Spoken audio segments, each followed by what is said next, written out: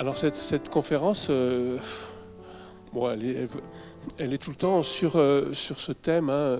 Moi, je suis un peu obsessionnel, hein. Je ne sais pas si c'est grave, docteur, sur la question de spiritualité et psychologie. Parce que je sais qu'il faut bien distinguer les deux. Et je fais très attention à distinguer les deux, mais surtout pas les séparer.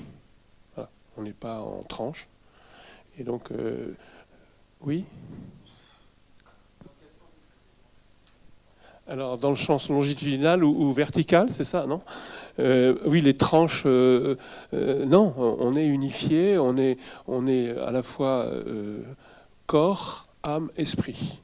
Et donc, le fil rouge de travail que je vais présenter, mais sûrement aussi David, c'est ça, c'est corps, âme, esprit. Alors, vous voyez l'image, là, hein, de rives, et avec des ponts. Alors cette métaphore, elle est très importante puisque ça explique plusieurs choses. Alors une métaphore, ça reste limité, hein, mais ça veut dire plusieurs choses. Il y a un fleuve va créer deux rives. Hein. Alors si on dit qu'une des rives, c'est le psychologique et l'autre, le spirituel, eh bien, est-ce qu'il y a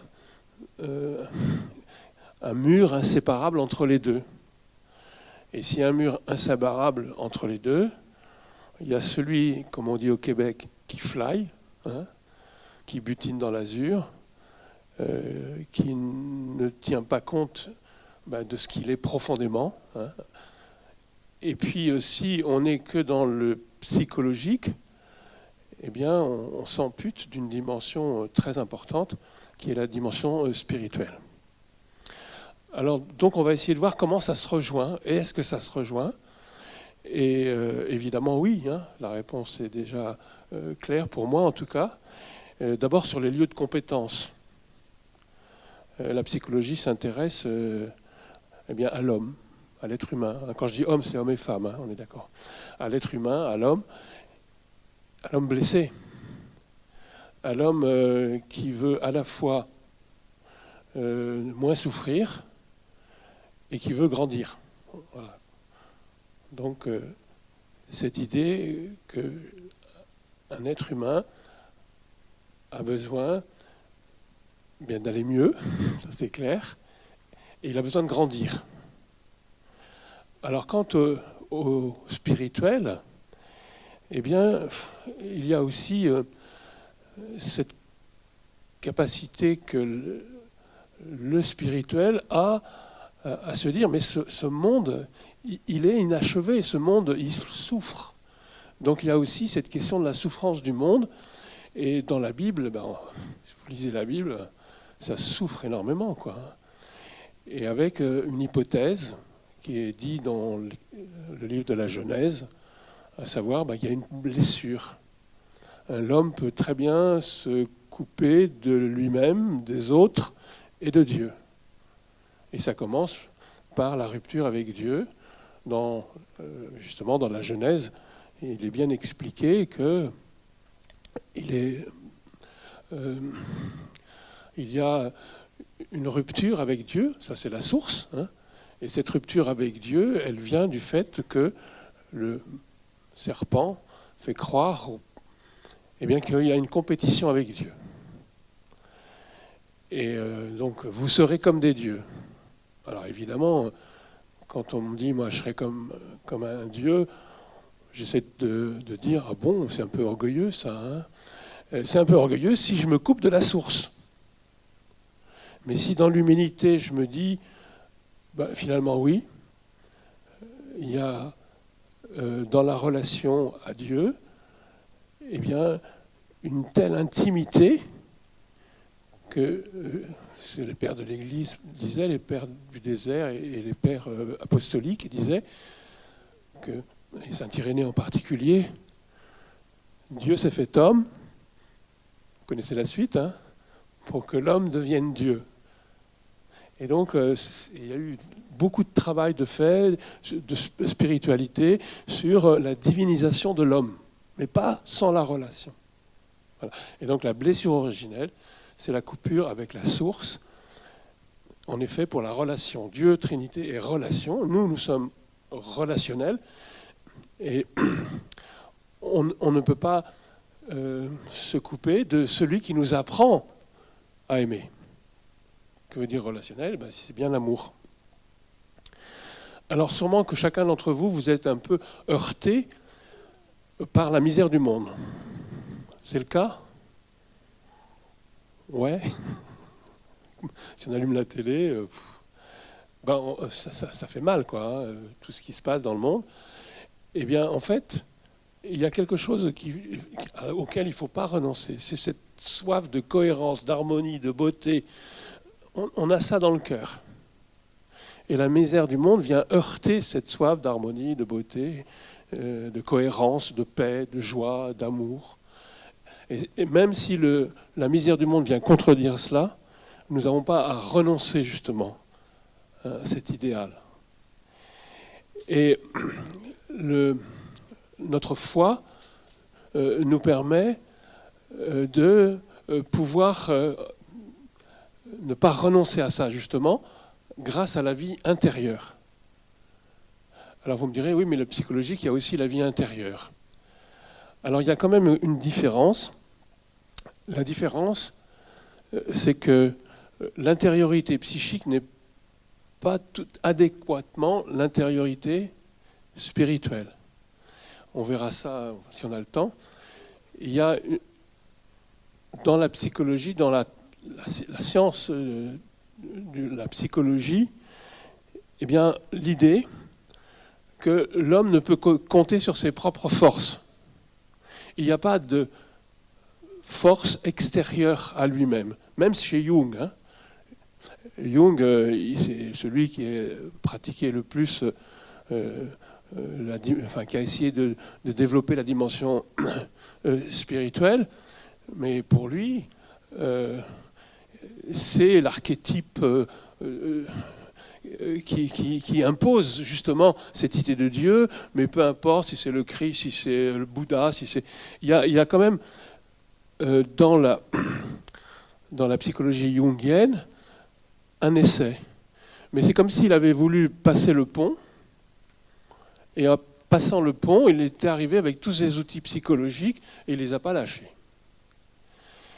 Et donc, toutes ces explications par rapport à la spiritualité, ce sont des explications psychologiques et qui essaient de rendre compte de quelque chose qui nous dépasse, qui est la transcendance. La transcendance, pour Jung, c'est l'archétype. Donc, ce n'est pas extérieur à l'inconscient. L'inconscient collectif, l'inconscient individuel. Il y a une transcendance entre l'inconscient collectif et l'inconscient individuel, mais ce qui est prégnant chez lui, c'est qu'il n'y a pas de transcendance qui viendrait d'un Dieu personnel que je pourrais rencontrer, que je pourrais aimer et duquel je pourrais recevoir l'amour. Donc ça, c'est très important de voir que ce n'est pas tout à fait pareil. Alors vous allez me dire, ce n'est pas possible de passer le pont alors. Alors passer le pont ou aller à la nage, ou prendre une barque, est-ce qu'on peut traverser quand même? Alors, j'ai un ami qui s'appelle Francis Mouot, je ne sais pas si vous le connaissez. C'était en l'an 2008. Je l'ai rencontré à Paris. Il a écrit un bouquin qui s'appelle Le moi et l'esprit. Et il m'avait donné le manuscrit que j'avais imprimé, il me l'avait envoyé par mail. Et moi, je partais au Canada, dans l'avion, j'avais imprimé toutes les feuilles, et le voyage est passé à toute vitesse, parce que moi, j'étais passionné par ce qu'il était en train d'écrire, et je ne comprenais pas comment il arrivait à aller chercher dans chaque école psychologique les intuitions qui me parlaient, qui me touchaient, c'est pour ça que j'étais en train de dévorer ces feuilles, quoi. Et alors, je lui ai dit, au retour du Canada, je lui ai dit, mais Francis, c'est quoi ta méthode pour arriver à aller chercher toutes les intuitions pertinentes dans toutes les écoles psychologiques, le moi et l'esprit, hein? Il me dit, moi, mon outil, la clé qui me permet justement d'aller chercher les bonnes intuitions, eh bien, c'est la parole de Dieu. Alors, il a fait vraiment tout un travail. en s'appuyant aussi sur l'écriture, en s'appuyant aussi sur le fait qu'il y a non seulement une dimension psychologique, une dimension physique, mais aussi une dimension spirituelle. Et il y a beaucoup d'auteurs qui l'ont clamé haut et fort. Alors c'est pour ça que l'idée de corps, âme, esprit, c'est vraiment important. Corps, âme, esprit. Alors c'est quelque chose qui va se déployer progressivement à travers certains auteurs. La dimension spirituelle, esprit. Alors c'est une convention de vocabulaire, hein. Quand on dit âme, parfois on dit mais non, l'âme c'est la dimension spirituelle. Alors bon, par convention, on va dire que l'âme c'est la psyché, c'est-à-dire la psychologie. Et le corps, bon, tout le monde sait ce qu'est le corps, ce qu'est l'âme, c'est-à-dire la psyché, et puis l'esprit. L'esprit qui finalement est une dimension de l'être humain qu'on peut très bien laisser en friche. On peut aussi très bien, ce que disent bien les Canadiens, flyer, ce qui fait l'ange fait la bête, dit Blaise Pascal, c'est-à-dire ne pas tenir compte du reste. On est dans une spiritualité complètement désincarnée. Alors il y a une sœur dominicaine qui dit, lui, il butine dans l'azur, hein, voilà. Il n'est pas là, quoi. Il n'y a pas d'abonnés au numéro que vous demandez. Donc en fait, l'idée c'est que il y a un équilibre à trouver entre corps, âme, esprit. Alors, à la fin de mes études de théologie, je suis passé devant un jury. Ils étaient vraiment dans des questions un peu pièges, hein. Notamment une question, qu'est-ce que vous pensez dans le corpus paulinien de cette dimension tripartite de l'être humain? Alors j'avais pris un article juste avant, c'était bien parce que c'était pas facile à répondre. J'ai dit, ben oui, il y a une référence dans Saint Paul, corps, âme, esprit, c'était Thessaloniciens 5, mais ailleurs, il n'y en a pas. C'est qu'une fois dans le corpus paulinien. Alors, je fais un peu de provoque, je dis, donc, Saint Paul est dualiste. Et je dis, non, bien sûr que non. Parce qu'ailleurs, il parle de la chair et de l'esprit. Et la chair, ce n'est pas le corps, uniquement le corps. C'est le corps et la psyché. Donc, quand il dit chair qui s'oppose à l'esprit, eh bien, c'est corps, âme, esprit. Chair égale corps, psyché, plus esprit, c'est bien la dimension ternaire de la conception anthropologique chrétienne. Alors vous allez me dire, mais pourquoi ça s'oppose? Eh bien, ça s'oppose parce que justement, quand je laisse en friche toute ma dimension spirituelle, ben, qu'est-ce qu'il se passe? Eh bien, l'âme n'est pas soignée, le corps abîmé ne peut pas se reconstruire, et donc là, j'ai un conflit entre la chair et l'esprit. Donc plus je vais alimenter cette dimension de l'esprit, plus je vais trouver un équilibre et une unité intérieure entre corps, âme, esprit.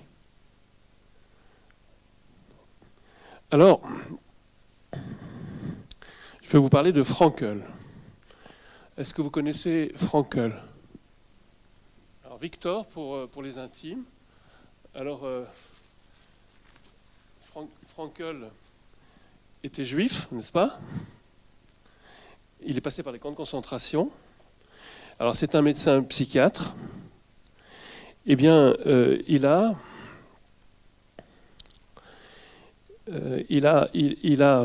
été psychiatre à Vienne. Et on lui a donné une mission. La mission, c'était, il y a plein d'étudiants qui se suicident.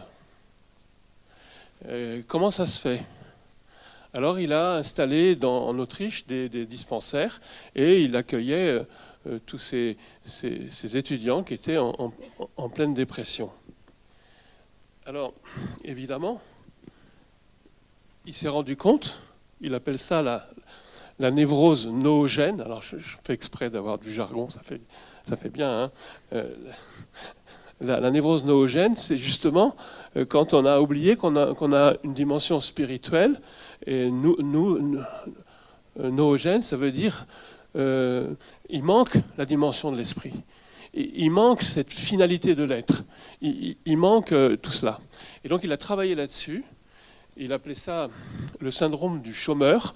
C'est-à-dire que pour tous ces étudiants, c'était bouché, quoi. Il n'y avait rien à faire. Alors, ce qui s'est passé, c'est qu'au bout de quelques années, c'est tombé de 100 à 0. Il n'y avait plus de suicide d'étudiants. Alors là, ça a été pour lui l'idée que finalement, c'était vital d'investir cette dimension de l'esprit. Alors, c'est un peu compliqué, Frankl, mais cette idée que l'homme, pour qu'il puisse ne pas être désespéré, eh bien, il faut qu'il ait une finalité, qui ait un sens à sa vie. Et pour ça, bon, il a beaucoup de littérature là-dessus. Il a inventé la logothérapie, mais aussi en même temps ce qu'il appelle l'analyse existentielle. Alors c'est la même chose, sauf que l'analyse existentielle, c'est plus une approche philosophique, et la logothérapie, c'est plus une approche clinique. Alors de quoi il parle dans l'analyse existentielle? Il dit l'homme, eh bien, il doit affronter, c'est ce que j'ai dit au départ, la finitude, la souffrance et la culpabilité. Et donc ça, c'est plutôt les aspects négatifs. Mais par contre, il y a des aspects positifs, et les aspects positifs, c'est la conscience, la liberté, la responsabilité. Et alors, ça s'ajoute une théorie très originale de la motivation humaine. Pour Frankl, eh bien, l'être humain se caractérise d'abord par le fait qu'il est en quête de sens. Hein, ou pour dire les choses autrement, en quête de raison de vivre. Et la recherche de sens prime sur le principe de plaisir. Là, il va aller plus loin que Freud. Le principe de puissance, il va aller plus loin que Adler. Eh bien, pour Frankl, le sens de la vie est indissociable de la notion de valeur, puisqu'il développe une conception existentielle du sens, qui l'amène d'abord à réfléchir à ce qu'il appelle les sources du sens. Alors, 3 sources de sens, je vais rapidement, qui correspondent en fait à 3 groupes de valeurs. Alors, les valeurs d'expérience, l'amour, la nature, la culture. Vous voyez que la spiritualité, elle s'ouvre. Hein. Ce n'est pas simplement aller à la messe le dimanche. Hein. Alors ça, c'est effectivement des valeurs d'expérience. Aussi, il y a les valeurs de créativité. Donc c'est le travail, l'engagement pour une cause, la réalisation d'une œuvre. Et puis, ce qu'il appelle les valeurs d'attitude. Hein, lesquelles désignent tout particulièrement la manière dont l'être humain, soumis à une épreuve existentielle, fait positivement face à sa souffrance. Et l'âme, c'est l'interface entre le corps et l'esprit. Elle est le monde psychique, fait d'émotions, de pensées, caractérisées par l'instabilité et les désirs. Alors l'âme, on voit bien sur le schéma, oscille entre le corps et l'esprit. Voilà. Alors il faut ce subtil équilibre dont j'ai déjà parlé, qui est à trouver entre corps, âme, esprit. Mais la primauté, c'est l'esprit.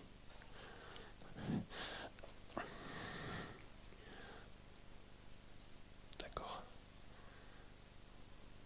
Alors, je vais un peu parler de moi, enfin, pourquoi pas. Hein. J'ai fait une formation en psychiatrie quand j'étais aumônier d'une prison psychiatrique. Puis j'étais aussi aumônier à Sainte-Anne à Paris.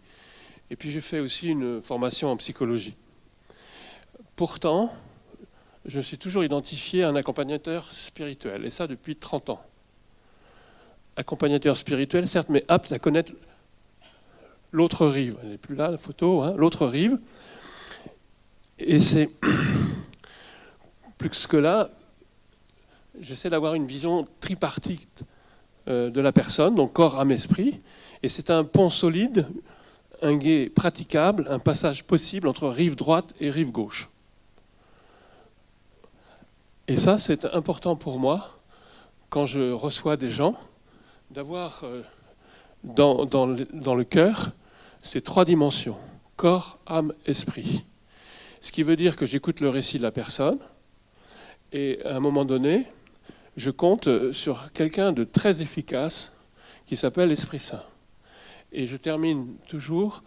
Alors, j'ai été supervisé par un jésuite qui m'a dit « il ne faut pas faire ça ». Je le fais quand même. Et je prie avec la personne en fonction de ce qu'elle a raconté.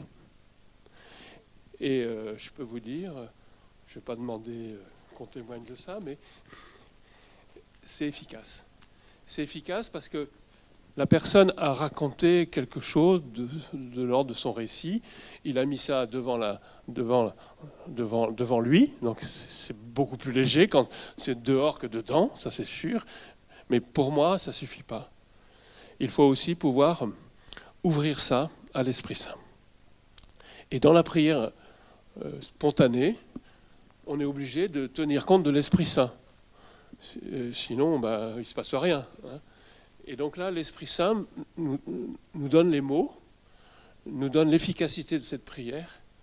Et les personnes qui ont mis ces mots devant eux se rendent compte que c'était le désir de Dieu de venir précisément là, parce que c'est là que ça faisait mal. Voilà. Donc ça, c'est un peu ma méthode depuis une trentaine d'années. Maintenant,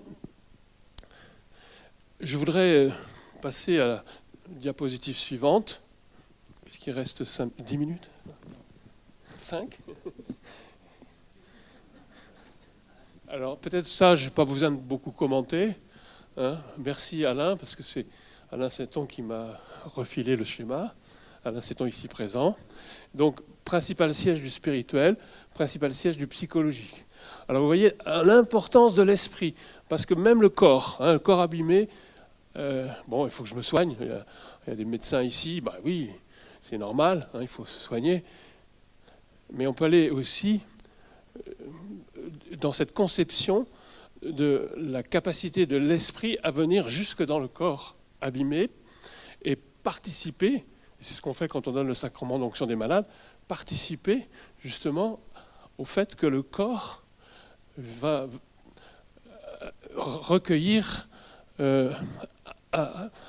accueillir une force de rétablissement, une force de vie. Pareil pour l'âme inférieure, l'âme supérieure. Si j'arrive à faire en sorte que l'Esprit Saint puisse avoir la place dans mon psychisme, eh bien, il y a quelque chose qui va s'élever. Je vais passer de l'âme inférieure à l'âme supérieure. Même chose au niveau de l'esprit. Je ne sais plus ce qui est écrit là. L'esprit non en dialogue. C'est-à-dire cette capacité que chaque être humain a à accueillir l'esprit, mais si je ferme la porte, effectivement, l'esprit est non en dialogue et il ne peut pas accueillir l'Esprit Saint. Voilà. Je continue.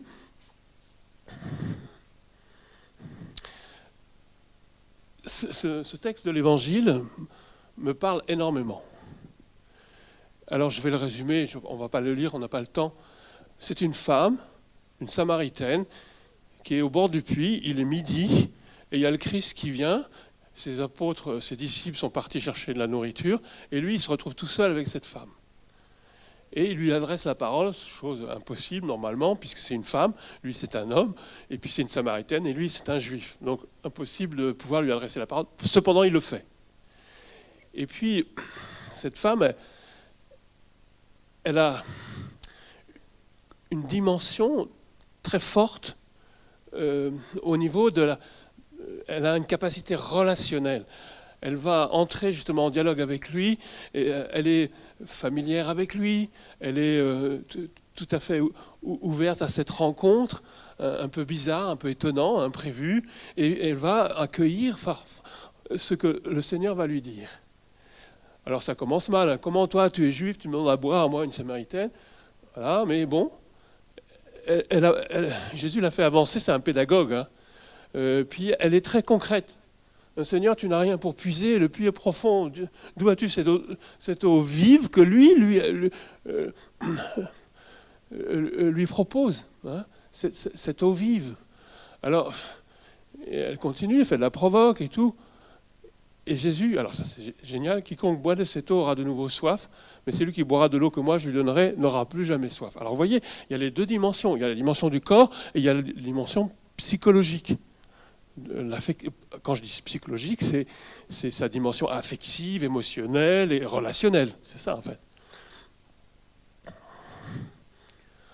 La femme répliqua, je n'ai pas de mari. Jésus répliqua, tu as raison de dire que tu n'as pas de mari. Des maris, tu en as eu 5. Celui que tu as maintenant n'est pas ton mari. Bon. Normalement, elle aurait dû fermer les volets, là. Hein. On lui dit les trucs. T'es intrusif, Jésus, quoi. Ça ne te regarde pas. Pourquoi tu me dis ça, etc. Bon, alors évidemment, c'est Jésus. La manière dont il a regardé, la manière dont il lui a dit ça, au lieu de la fermer, ça l'a complètement ouverte. Parce qu'elle s'est sentie accueillie dans ce qu'elle était vraiment. C'est-à-dire blessée au niveau de l'émotion, de l'émotionnel, de l'affectivité. Et évidemment, tout va se jouer à ce moment-là. Jésus va lui donner vraiment la perle de l'Évangile. Et la perle de l'Évangile, c'est je te donnerai de l'eau qui sera source jaillissant en vie éternelle en toi. C'est juste avant. Hein. Eh bien, à ce moment-là, elle entre dans cette dimension spirituelle. Elle a soif, elle arrive à midi. Pourquoi elle arrive à midi? Parce que les autres ne l'aiment pas, parce qu'elle a mauvaise réputation. Mais elle va quand même étancher sa soif, hein, bien sûr. Hein, donc le corps, elle va entrer dans une vérité de son être psychique, grâce à Jésus.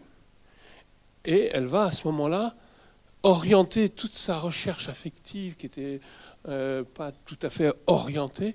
Elle va lui donner son sens, comme dit Viktor Frankl, va lui donner la finalité de sa vie, le sens de sa vie, et elle va entrer dans cette dimension spirituelle de son être. Elle va poser des questions.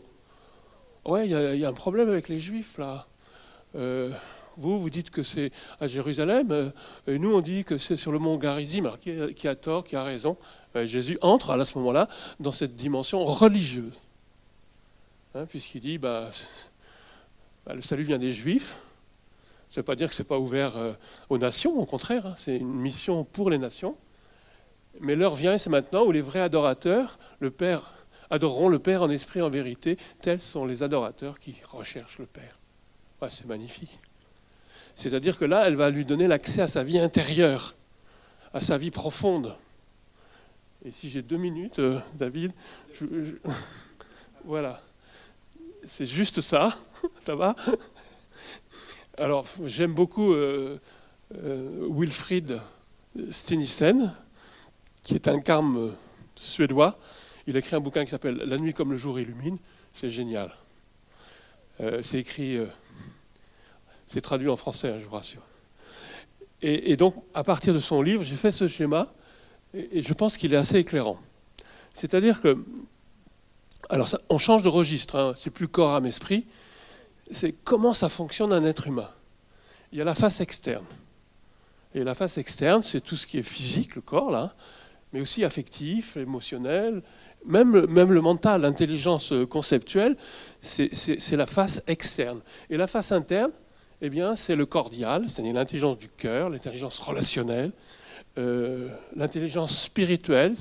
Si je travaille au niveau spirituel, je vais acquérir une croissance en la connaissance de Dieu, en la connaissance de ce que Dieu veut pour moi, dans ma mission, etc. Et la volonté qui est une partie très spirituelle, puisque c'est le lieu de la liberté. Je choisis la vie. Alors il y a la volonté blessée, c'est autre chose, on ne va pas en parler maintenant, mais volonté radicale, je choisis la vie, c'est une dimension très profonde, très spirituelle. Et il y a le centre de l'âme. Alors je termine sur le centre de l'âme, c'est génial. C'est l'anthropologie de Saint Jean de la Croix. Moi j'ai beaucoup travaillé avec des gens qui avaient été, des femmes qui avaient été abusées enfants. Alors quand vous leur dites, il y a le centre de l'âme, là. Hein. C'est l'esprit, en fait. Hein. L'esprit, la quintessence de l'esprit. Eh bien, le centre de l'âme, c'est un sanctuaire inviolable. Personne ne peut mettre la main là-dessus. Personne ne peut souiller ça. Personne ne peut profaner ça. Le centre de l'âme. Et Sinizen, il rajoute, alors c'est l'infracassable noyau des psys, je ne sais pas si vous dites ça, là on ne peut pas toucher à ça. Et puis, Sinizen, il va plus loin, il dit c'est un rivage. C'est-à-dire, vous êtes devant la mer, sur la plage, et là, vous voyez cette immensité, hein, et il dit c'est un rivage. Bon, Dieu ne s'enferme pas en nous, hein, bien sûr. Il y a cette ouverture vers le large. Et il dit, ce rivage est ouvert sur l'éternité de Dieu et sur l'amour universel. Ben, je peux vous dire que ça dégage. Parce qu'on peut se reconstruire à partir de ce centre de l'âme. On peut repartir. On peut faire un chemin de libération et de guérison. Et le charisme, j'ai oublié de dire que j'étais religieux, le charisme de mon ordre, c'est amour guérissant et libérateur du Seigneur. Et je le vis tous les jours. Ça va ?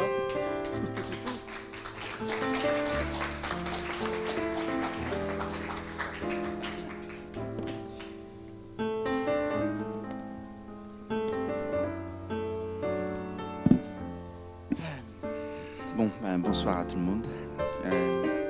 Je te rends ta feuille parce que sinon tu risques de me perturber, déjà que je le suis pas mal. Alors oui, je suis très ému de vous voir tous là ce soir. J'ai 48 ans, ça fait depuis que j'ai l'âge de 24 ans que je fais des conférences, mais je suis toujours aussi ému de parler de ce qui se passe dans ma petite tête à des gens que je connais pas et d'autres un petit peu plus. Je suis là surtout pour vous faire une sorte de témoignage ce soir. Alors, le père et mon très grand ami Geoffroy, hein, si je prononce bien, m'a présenté, mais je vais me présenter pour un petit peu plus vous dire. Voilà, merci.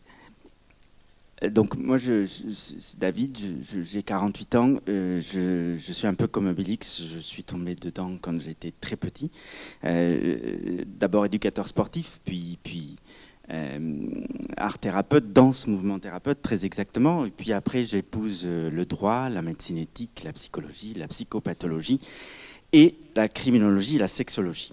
Voilà. Tout ça dans notre cher bon Paris des années 95. Je vais rencontrer le Christ parce que la chose que vous devez savoir, c'est que je suis à la base et jusqu'à l'âge de 17 ans juif orthodoxe, destiné à être rabbin. Mais je vais rencontrer le Christ à travers des questions. Mais pourquoi ?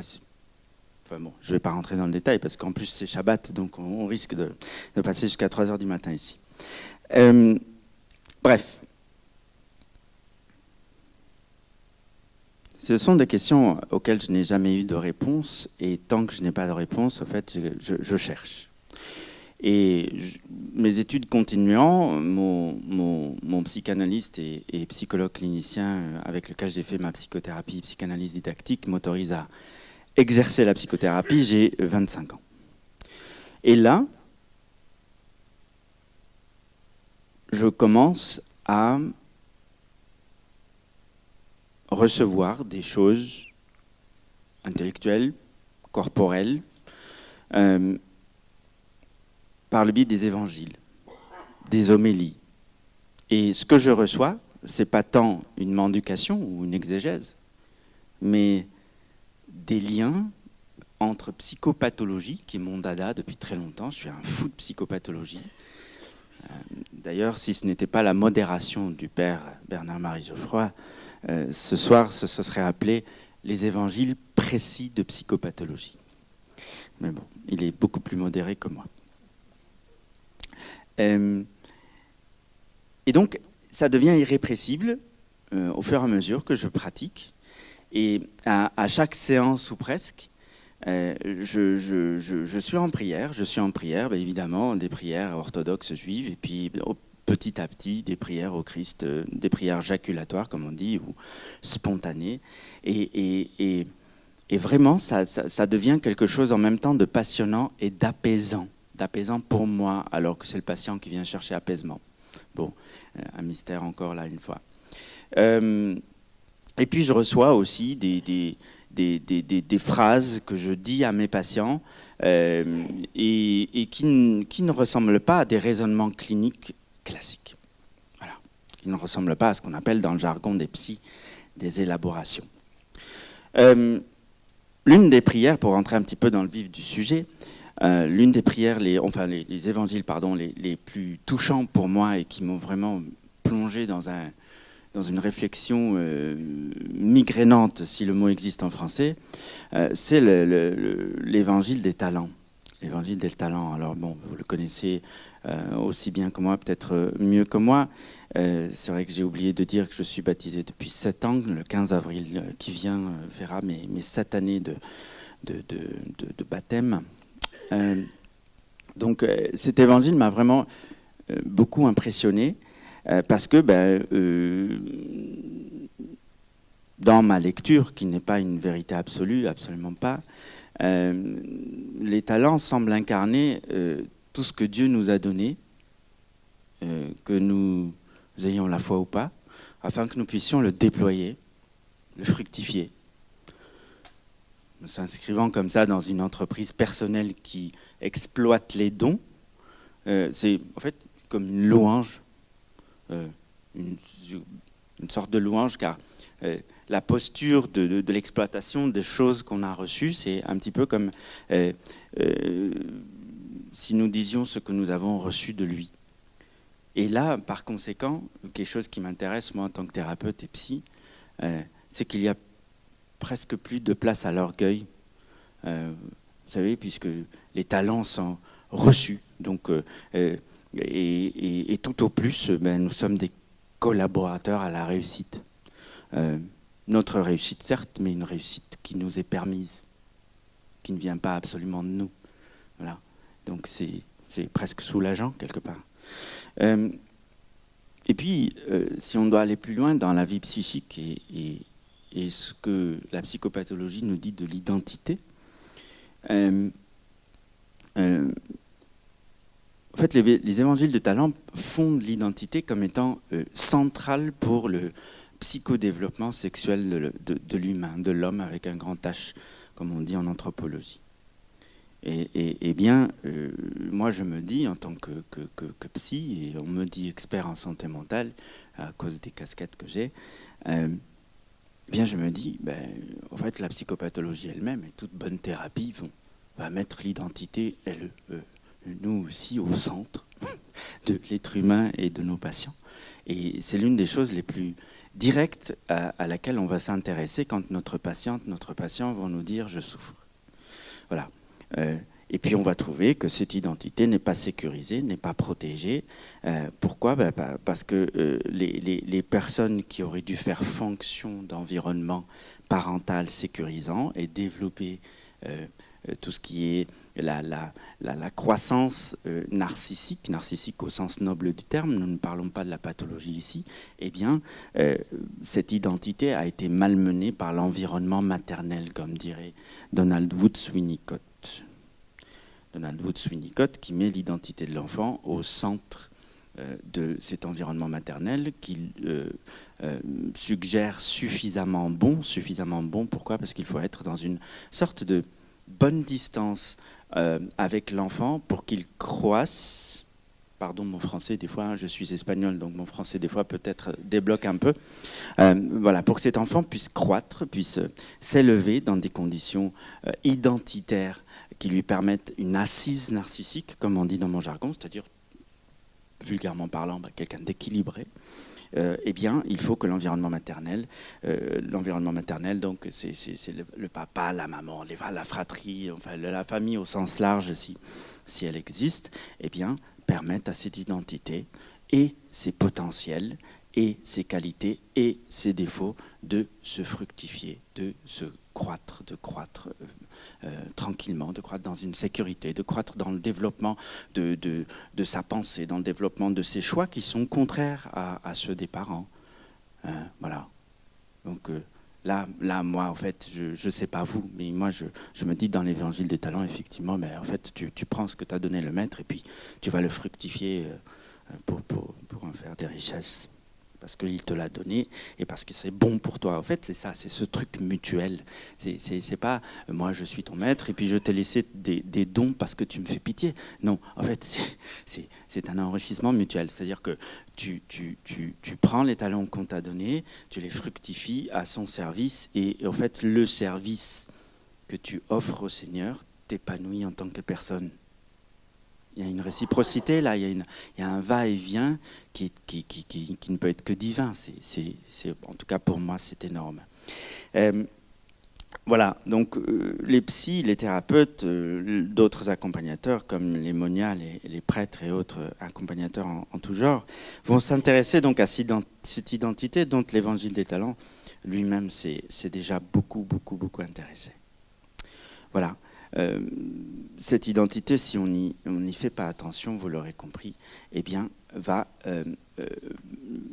devenir pathogène, encore un gros mot pour dire, elle va développer des signes, des symptômes, peut-être même des pathologies, parce qu'elle ne vient pas correspondre à son essence, elle s'en éloigne. Voilà. Et là, ça nous rappelle celui qui a mis son talent sous le tapis ou sous terre ou je ne sais pas quoi. Voilà. Si ton identité dans sa potentialité est mise sous tapis, eh bien, il y a quelque chose de l'ordre du pathologique qui va s'inscrire dans ta psyché, comme nous le racontait notre cher père Bernard-Marie Geoffroy. Voilà. Avant le 3, David, il y a le 2. Le 2, il est où ? Oui, j'ai un petit peu travaillé pour une fois. Voilà. Voilà. Donc ça, c'était l'identité avec l'évangile des talents. Et puis, moi, ce qui m'a beaucoup subjugué, alors encore une fois, je ne suis pas de culture française, je suis espagnol, je suis juif d'origine, même des origines africaines, d'Afrique noire, un petit peu lointaines, mais elles sont bien présentes, je vous l'assure. En fait, ce qui m'interpelle beaucoup ici dans la culture occidentale, européenne, pays de l'Est, France, pays du Nord, c'est ce côté arc-bouté. Je contrôle tout. Je contrôle tout. Moi, j'ai une phrase que j'aime beaucoup et qui rappelle ce qu'il nous demande tout le temps, cet abandon en lui. Moi, ça me fait résonner tout de suite cette phrase que j'ai apprise quand j'étais gosse et que j'étais à Maïmonide, école pour juifs, dans un pays étranger. The good Lord will provide. Donc le Seigneur sera, par sa providence, là où on en a besoin. Alors, est-ce que ça veut dire qu'il fait tout pour nous ? Ou alors est-ce que ça veut dire qu'il est avec nous pour toute chose et que la solitude face à l'adversité ou la joie n'existe pas ? Alors, la solitude n'existe pas spirituellement. Quand on sait qu'il est là, la solitude n'existe pas spirituellement. Or, vous voyez, là, je fais directement le lien en psychopatho, c'est la solitude, le sentiment de solitude, le sentiment d'être seul face à l'adversité qui va faire que les mécanismes de défense obsessionnelle vont s'arc-bouter sur le quotidien et sur le réel. À chaque fois que quelqu'un est insécurisé, le risque, ce n'est pas absolu, ce n'est pas constant, ce n'est pas spécifique, mais l'un des risques les plus notables, c'est que l'on se met à tout contrôler, même la relation à l'autre, parce qu'on est insécurisé à un certain endroit.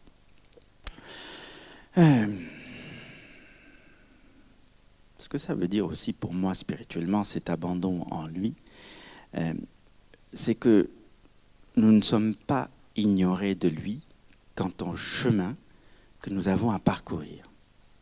Il est là. par son Esprit Saint, par le guide qu'est cet Esprit Saint avec ce doux chuchotement qui est là en nous. Je dis toujours une kippa, vous savez, la kippa, c'est cette symbolique petite coiffe que nous autres juifs ont sur la tête pour indiquer que la bénédiction et la main de Dieu est sur nos têtes.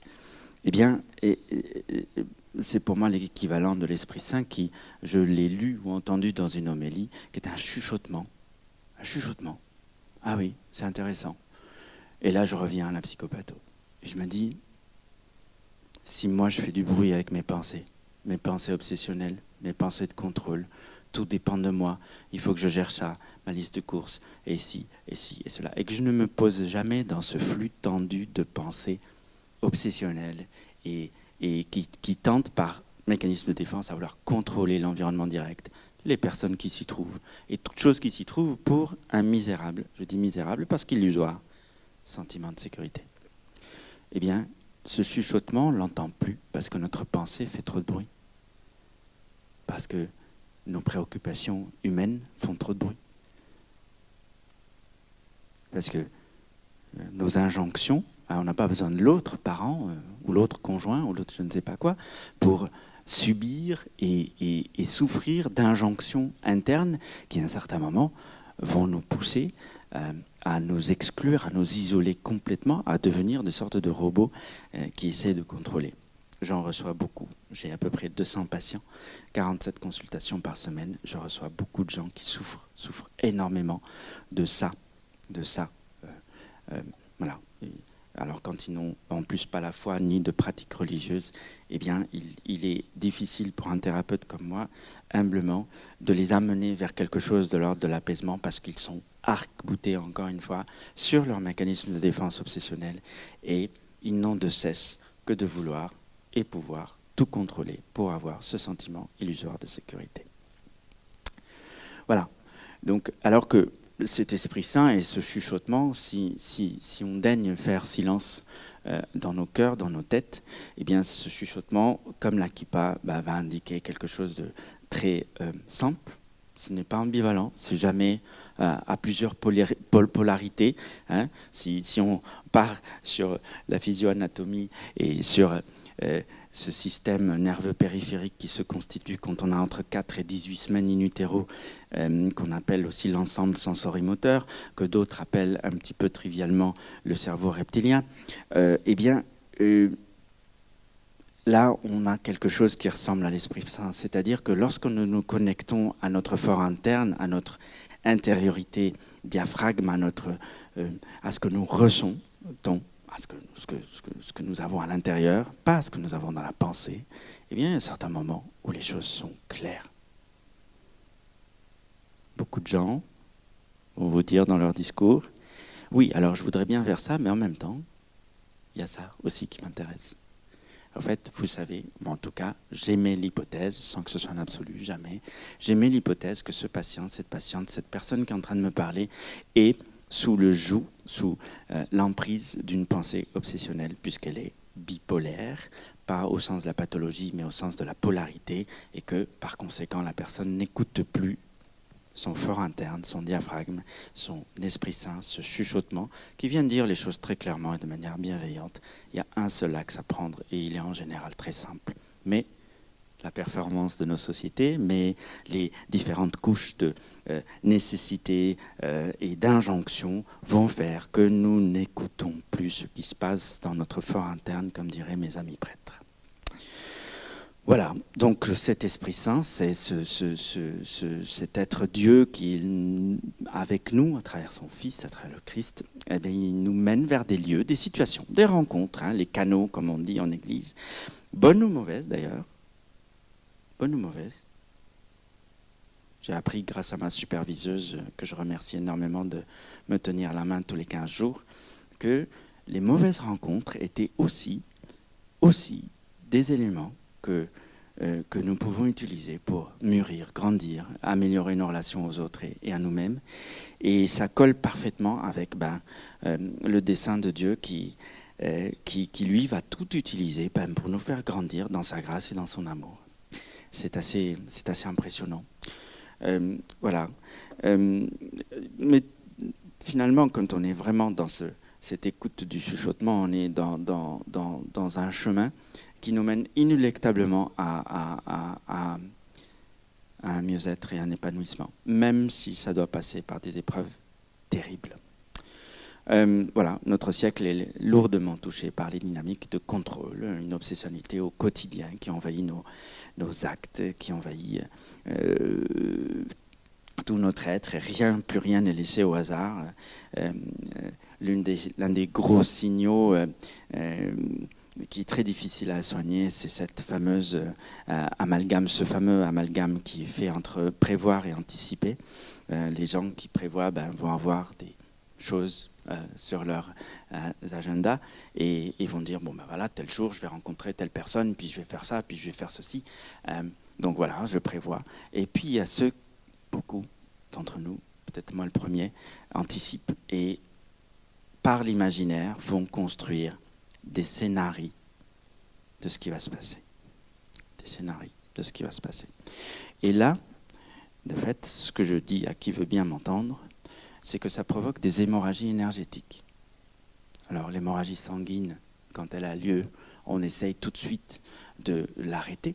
Pourquoi ? Parce qu'on sait que ça va au collapse et ça va au décès si on n'arrête pas l'hémorragie. L'hémorragie, c'est très grave, mais l'hémorragie énergétique des ressources mentales par cet imaginaire qui s'emballe par rapport à l'anticipation et qui construit des scénarios de ce qui va se passer demain, de ce qui va passer dans 6 mois, de ce qui va se passer par rapport à mon examen, de ce qui va se passer par rapport au passage du permis, et est-ce que la contrôleuse du permis va être sympa ? Est-ce que eh bien, une hémorragie d'énergie mentale qui va être anxiogène, donc génératrice d'anxiété, qui va être problématique au niveau psychiatrique. Elle va générer des mouvements psychiatriques qui peuvent aller jusqu'à la dissociation, puisque l'imaginaire va me couper du réel.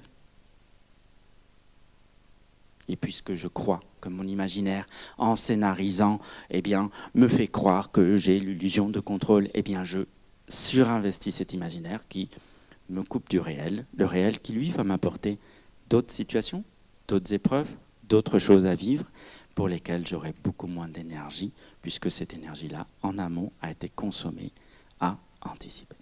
Voilà. Grosse maladie du siècle parmi nous, ici en France et peut-être ailleurs.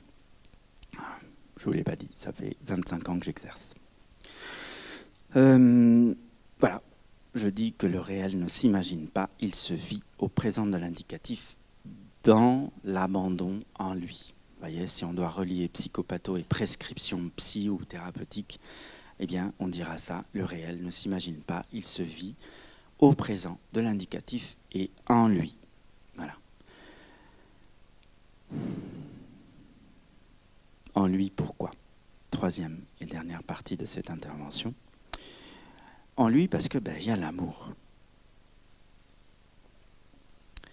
Dieu, Christ, nous exhorte à croire en son amour inconditionnel.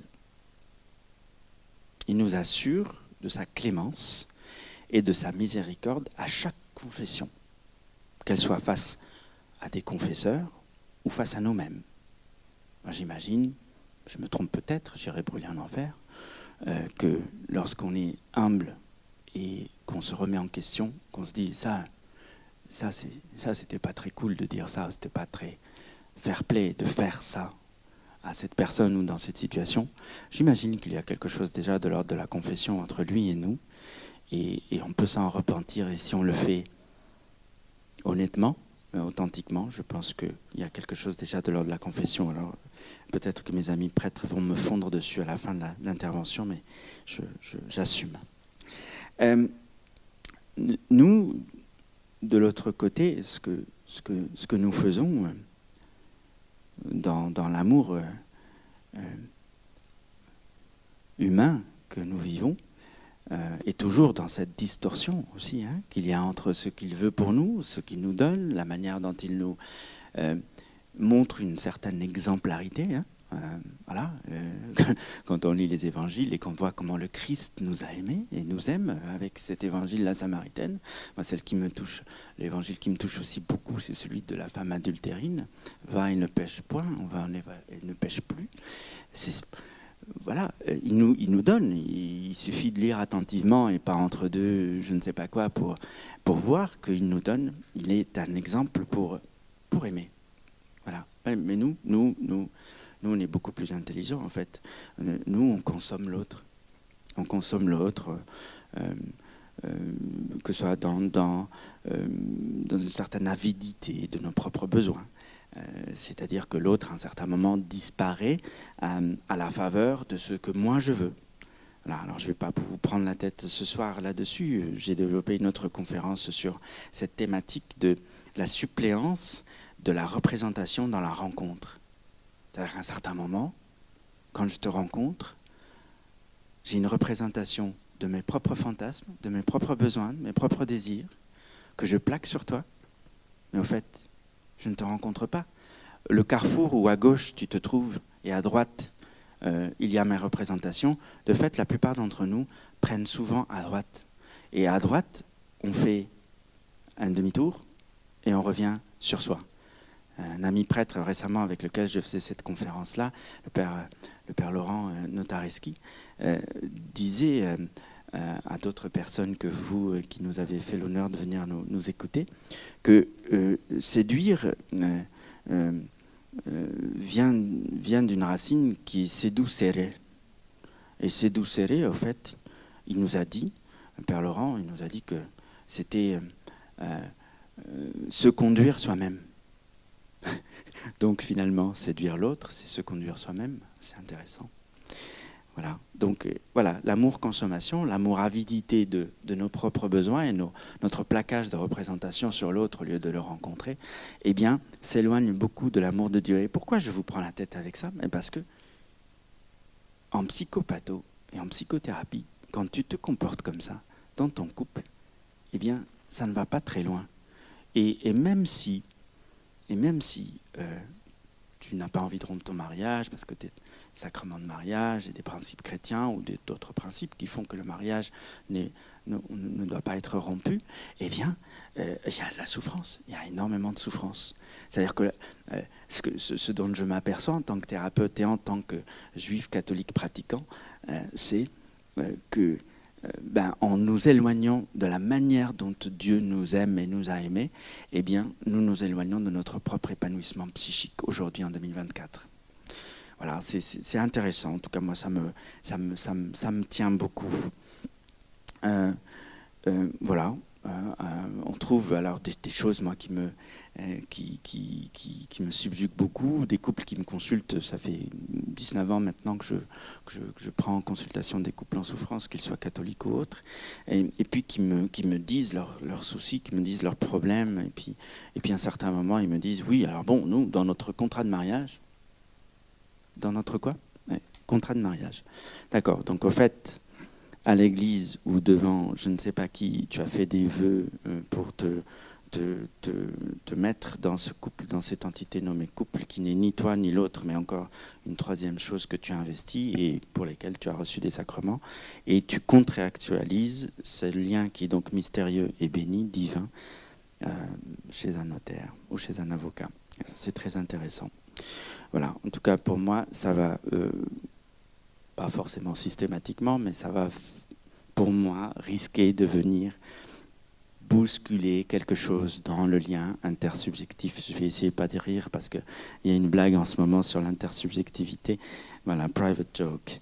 Voilà, comment on peut aimer l'autre ? Comment on peut aimer l'autre en contractualisant cet amour ? Dieu, qu'est-ce qu'il a contractualisé avec nous ? Dieu n'est que miséricorde, Dieu n'est que amour inconditionnel. Comment est-ce que nous, hommes, on contractualise, on conditionne notre amour à l'autre à travers un contrat juridique ? J'arrête là.